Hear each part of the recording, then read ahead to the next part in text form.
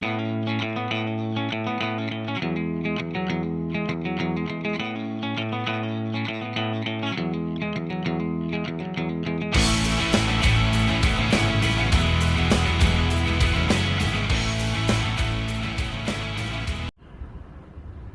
전에 저의 수강생 중에서 공방 자리를 찾는다는, 그러니까 목공으로서 이렇게 가구를 만들거나 뭐 이런 작업을 하는 그런 공방 자리가 좀 필요하다는 이야기를 들었습니다. 그래서 제가 땅을 얼마만큼 필요한지를 물어봤더니 공방하기 위한 기계들이 한 실평수 한 50평 정도는 바닥 면적이 돼야 기계를 다 드릴 수 있다고 합니다.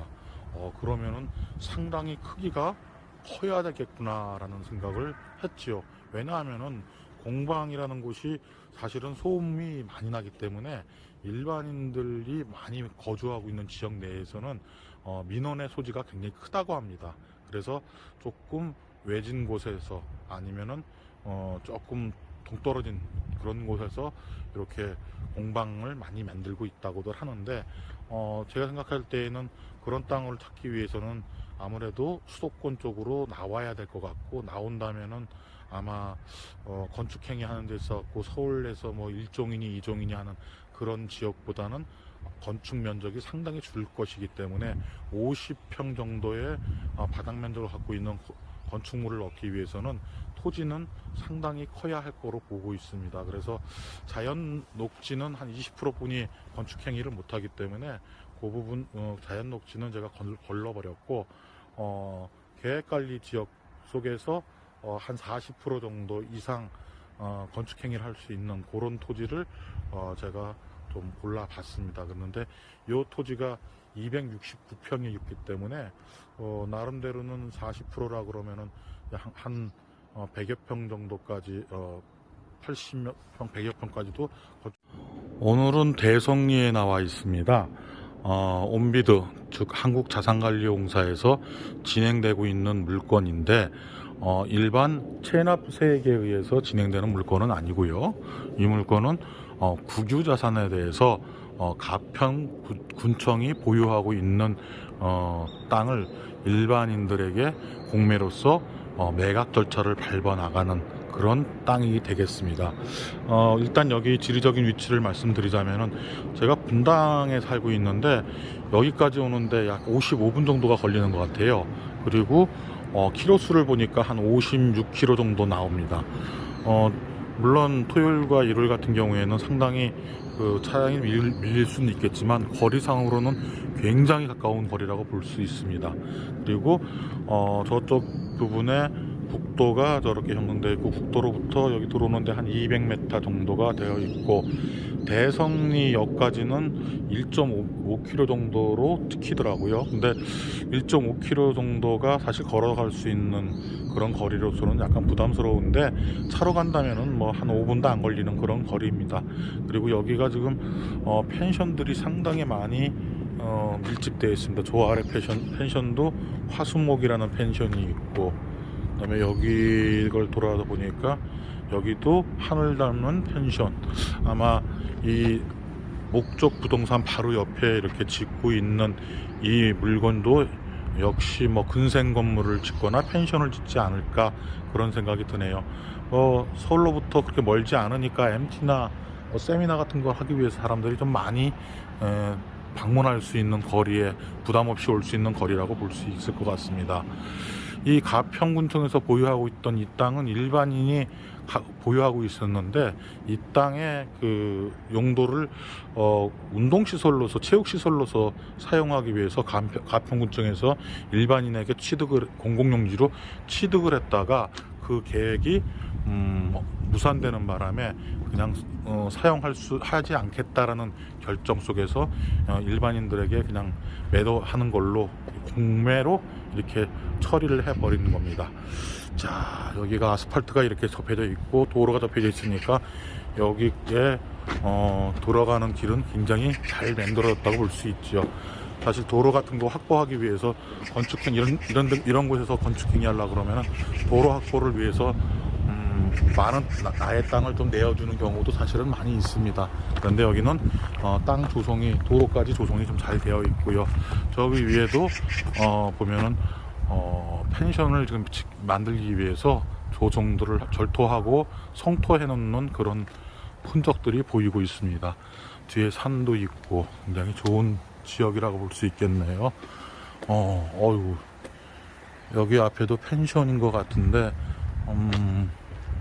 인조 잔디를 깔아놔갖고서는 와서 놀 수 있게끔 그렇게 만들어 놨네요.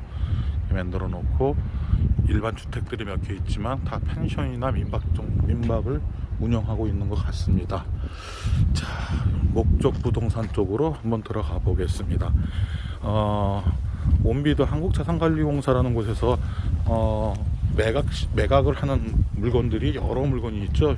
유입자산도 있고 체납에 의한 자산도 있고 또 국유자산도 있습니다. 그런데 여기는 지금 국유자산을 갖고 공매가 지금 진행되고 있는 곳입니다. 펜스를 아주 정확하게 쳐놨기 때문에 따로 여기에 대해서 분필 작업, 여기 대해서 측량 작업을 할 필요는 없을 것 같습니다. 정확하게 측량 작업을 끝내고 네모 반듯하게 이렇게 메쉬 펜스를 다 쳐놨네요. 국가에서 매각하는 거기 때문에 어떤 뭐 등기부등본상의 권리 또는 명도에 대한 부담감 이런 것들은 전혀 없습니다. 그런데 이렇게 네모 반듯하고 좋은 땅을 어떻게 싸게 좀 취득할 수 있겠느냐, 뭐 그런 부분들이 사실은 큰 관건이 되겠죠. 그런데 제가 이 물건을 좀 경쟁이 덜하게 싸게 낙찰 받을 수 있었던 것은 다른 이유가 있었습니다.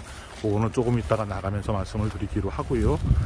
지금 이 땅이 접혀져 있는 경계선이 저쪽인데 여기로부터 이렇게 세 채의 집이 위로 있습니다. 근데 이 세 채가 전부 다 이 땅에 연접되어 있는 그런 모습입니다.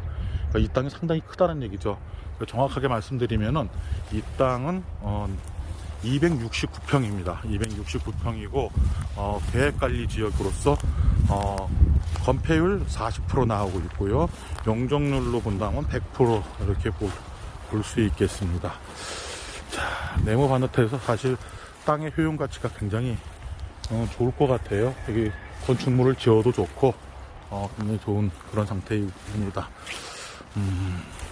그리고 여기가 지금 제가 조금 싸게 낙찰받을 수 있었던 부분은 경쟁률이 좀 작았던 부분은 이 앞에 있는 이 아스팔트 깔려 있는 이 부분이 실상 사도입니다. 사도. 개인의 도로, 개인의 땅이라고 볼 수 있죠. 개인의 사도인데 이 땅이 개인의 사도이기 때문에 어찌 생각해 보면은 이 옆에 있는 이 많은 건물들이 토지 사용 승낙서를 다 받아갖고 이 건축 행위를 하지 않았을까 하는 그런 문제점이 있지 않았을까 하는 생각을 해봤습니다. 그래서 등기부등본도 띄워보고 또 그 가평군청의 건축가에다가 여기 사도로 되어 있는데 건축 행위를 하기 위해서 이 사도의 주인에게 토지 사용 승낙서를 받아와야 합니까? 라는 질의를 했는데 다행히도 토지 사용 승낙서를 받아오지 않아도 건축 행위를 하는 데는 아무 문제가 없다라는 결론을 얻었습니다. 그러니까 남들보다 좀 더 많이 발품을 팔고 알아보고 다니면은 좋은 정보를 얻을 수 있고 그 좋은 정보는 내가 경쟁력이 약하게 또는 취득 가격을 조금 저렴하게 받을 수 있는 하나의 툴이 됩니다. 그래서 경매가 뭐 하다 보면은 할 게 아무것도 없는 일 같기도 하고 뭐 정말로 열심히 하다 보면 너무너무 할 일이 많은 일 같기도 하고 뭐 그렇습니다. 그런데 여러분들이 얼만큼 열심히 하느냐에 따라서 수익으로 보답해 주니까 물건 임장 가실 때는 뭐 열심히 볼 수 있는 거, 알아볼 수 있는 거 다 알아보시고 임장에 임했으면 좋겠습니다. 자, 그래서 여기 사도로 나와 있는 이 부분은 토지 사용 승낙서를 받지 않아도 건축 행위가 가능한 땅으로 그렇게 보시면 될 것 같습니다.